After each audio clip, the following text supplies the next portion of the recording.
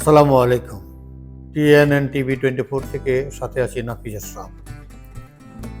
তারেক রহমান ঘোষিত ৩১ দফা বাস্তবায়ন করতে হবে, একথা বলেছেন নারায়ণগঞ্জের সাবেক সংসদ সদস্য বিএনপি নেতা মোহাম্মদ গিয়াসউদ্দিন। বীর মুক্তিযোদ্ধা ও নারায়ণগঞ্জ ৪ আসনের সাবেক সংসদ সদস্য, জেলা বিএনপির আহ্বায়ক কমিটির সদস্য মোহাম্মদ গিয়াসউদ্দিন বলেছেন, বাংলাদেশের পুনর্গঠন করতে ২০২৩ সালে তারেক রহমান রাষ্ট্র মেরামতের জন্য ৩০ দফা কর্মসূচি দেন। পরবর্তীতে ৫ আগস্ট স্বৈরাচার পতনের পর যখন অন্তর্বর্তী সরকার দায়িত্ব নেয় তখন সবাই সংস্কারের দাবি তোলে, কিন্তু আপনি দেখবেন তারেক রহমান যে ৩১ দফা ঘোষণা করেছেন সেখানে রাষ্ট্র মেরামতের সমস্ত কর্মসূচি রয়েছে। তারেক রহমান যা আগে ভাবেন অন্যরা তা পরে দাবি করেন। শনিবার বিকেলে ফতুল্লার ভুইগড় এলাকায় ফতুল্লা থানা বিএনপি আয়োজিত এক জনসভায় প্রধান অতিথির বক্তব্যে তিনি এসব কথা বলেন। সভাটি অনুষ্ঠিত হয় বিএনপির ভারপ্রাপ্ত চেয়ারম্যান তারেক রহমান ঘোষিত ৩১ দফা বাস্তবায়ন এবং ফিলিস্তিনে চলমান গণহত্যার প্রতিবাদে। গিয়াসউদ্দিন বলেন, বিএনপি দেশের মানুষের কল্যাণের কথা ভাবে, কিভাবে দেশকে এগিয়ে নেওয়া যায় তা চিন্তা করে। বিএনপির জনপ্রিয়তা এখন সর্বোচ্চ পর্যায়ে।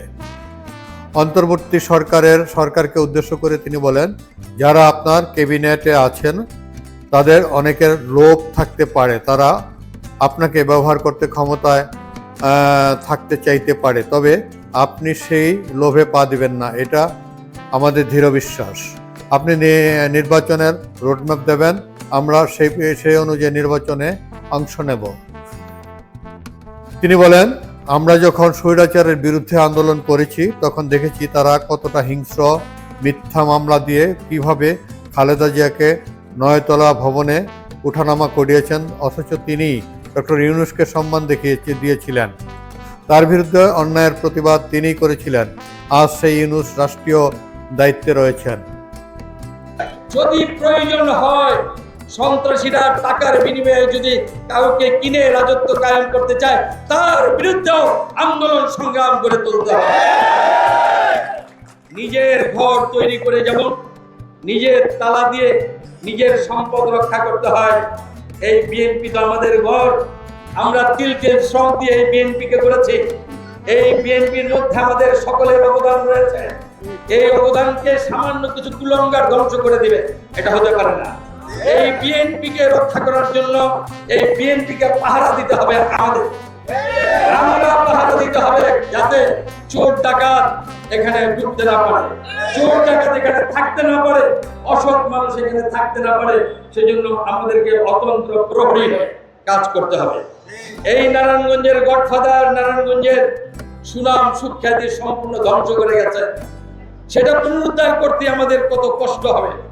আর এখন যদি আমাদের দলের কেউ কুলঙ্গার হয়, আবার যদি এলাকার মানুষের কাছে আমাদের দলকে বিতর্কিত করে, এই লজ্জা ঢাকার আর কিছু থাকবে না। আমাদের এই বড় সম্পদ আমাদের বিএনপি, আমাদের দল। আমাদের দলকে বাঁচিয়ে রাখার জন্য সবাইকে অতন্ত্র প্রহরীর দায়িত্ব নিতে হবে। মনে রাখবেন, রাজনীতি করি, অন্যায়ের বিরুদ্ধে সংগ্রাম করি, একটা সরকারের বিরুদ্ধে সংগ্রাম করি, জেল নির্যাতন আসার পরেও। আর আমাদের দলে যদি কেউ অসৎ ব্যক্তি থাকে, অনৈতিক কাজ করে, তার বিরুদ্ধে সংগ্রাম করতে পারবেন না। তার বিরুদ্ধে সংগ্রাম করতে হবে, প্রস্তুতি নেন, ছাড়া যাবে না। যদি ছাড় দেন তাহলে দল থাকবে না। তারেক রহমান সাহেব যে নির্দেশ দিচ্ছে, এই নির্দেশ প্রতিপালন করার জন্য আজকে আমাদেরকে কঠিন শপথ নিতে হবে। যত রকম অত্যাচার, নিপীড়ন, জুলুম আসুক না কেন, হুমকি ধমকি আসুক, একে ভয় পাওয়া যাবে না। এটার বিরুদ্ধে সোচ্চার হতে হবে, এদেরকেও পরাভূত করতে হবে। যেমন স্বৈরাচারকে পরাভূত করেছে, আমাদের দলের কেউ বিপদগামী হলে তাদেরকেও পরাভূত করতে হবে। দলকে ক্লিন করতে হবে। তারেক রহমান সাহেব দেশে আসলে সুন্দর একটা সংগঠন, ভালো মানুষের সংগঠন তাকে উপহার দিতে হবে। Nafiz Ashraf, TNN TV 24।